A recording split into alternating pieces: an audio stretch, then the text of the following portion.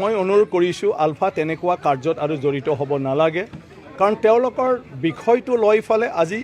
ভাৰত চৰকাৰ আৰু অসম চৰকাৰ যথেষ্ট সচেতন আৰু সেইটো লৈ ফালে আজি আসাম চুক্তিৰ 6 নম্বৰ দফা ৰূপায়ণৰ ক্ষেত্ৰতো অসমীয়া জাতি কলা সংস্কৃতি ভাষাৰ পৰা আৰম্ভ কৰি অৰ্থনৈতিক আৰু সামাজিক দিশত কেনেকৈ সুৰক্ষিত হ'ব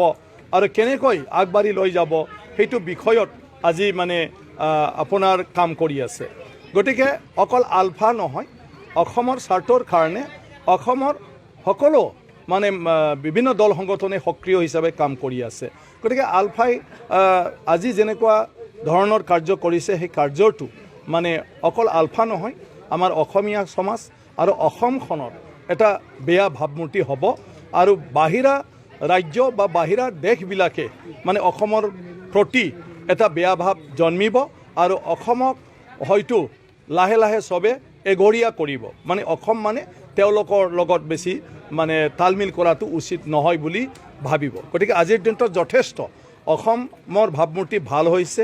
আৰু সকলোৱে অসমৰ প্ৰতি ইচ্ছুক আজি কেন্দ্ৰীয় চৰকাৰ অসমখন উন্নয়ন কৰাৰ কাৰণে বিভিন্ন ধৰণৰ পদক্ষেপ লৈছে আৰু কেন্দ্ৰীয় মন্ত্ৰীবিলাকক ইয়াত মানে সম্পূৰ্ণভাৱে মানে ঘনে ঘনে ইয়াত আহি ফালে ইয়াৰ সমস্যাবিলাকক গুৰুত্ব সহকাৰে লৈ সমাধান কৰি দিয়াৰ কাৰণে ব্যৱস্থা লোৱাইছে গতিকে অসমৰ কথা আমি সাংসদসকলেও পাৰ্লিয়ামেণ্টৰ মজিয়াত আমি বক্তব্য ৰাখি আছোঁ গতিকে মোৰ অনুৰোধ এই দুইজন ব্যক্তিক তেওঁলোকৰ কোনো দোষ নাই তেওঁলোকে নিজৰ পেটৰ কাৰণে চাকৰিহে কৰিছে তেওঁলোকে কৈপৰ মানে কোনো এটা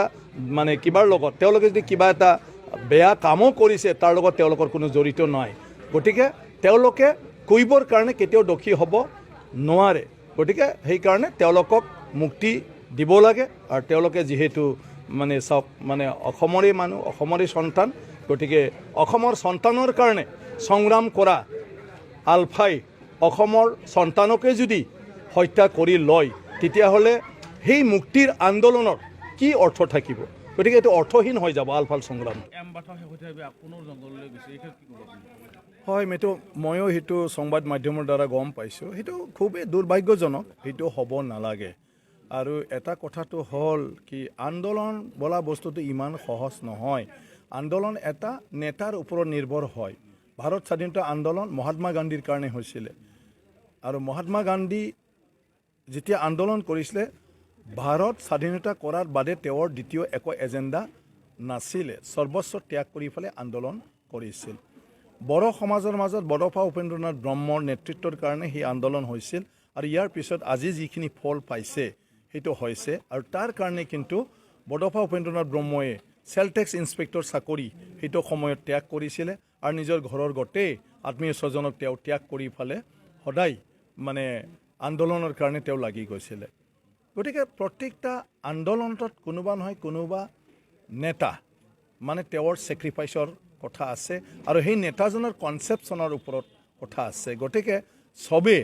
মানে সেইবিলাক কৰিব নোৱাৰে গতিকে আৱেগিক বা ইমোশ্যন হয় আজি মানে কোনোবাই যদি গুচি যায় তেতিয়া মানে সেইটো এনেকুৱা ধৰণৰ মানে নহয় যে সমাজখনৰ কিবা এটা লাভ কৰিব গতিকে মই ভাবোঁ ব্যক্তিগত জীৱনৰ পৰা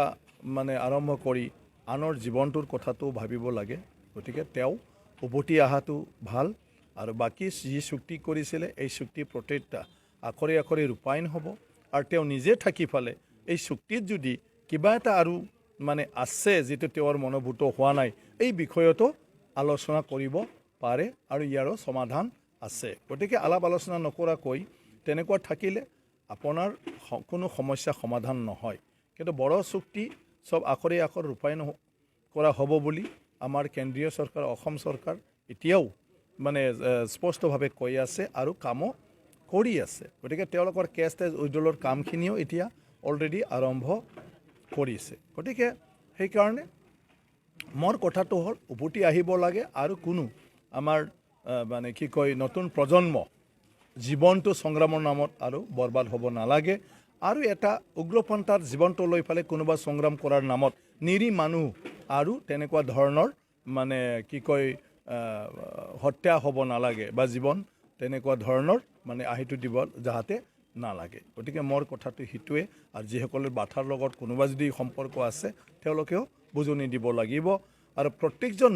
মাতৃ আৰু দেউতাবিলাকৰ এটা আজি দায়িত্ব আহি পৰিছে যাহাতে কোনো আমাৰ সমাজৰ পৰা মানে কোনো ল'ৰা ছোৱালীয়ে তেনেকুৱা এটা ৰাস্তাত মানে ঘূৰি নাযায় বা কাকবা হত্যা কৰা বা সংগ্ৰামৰ নামত তেনেকুৱা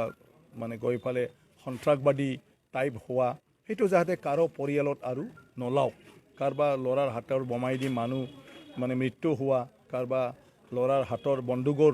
ট্ৰেগাৰৰ কাৰণে গুলি ফুটি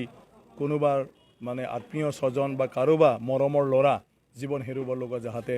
নহয় এই কথাটো প্ৰত্যেকজন মা দেউতাই ভাবিব লাগিব নিজৰ ল'ৰা যেন তেনেকুৱা ধৰণৰ কাৰ্যত যাতে লিপ্ত নহয়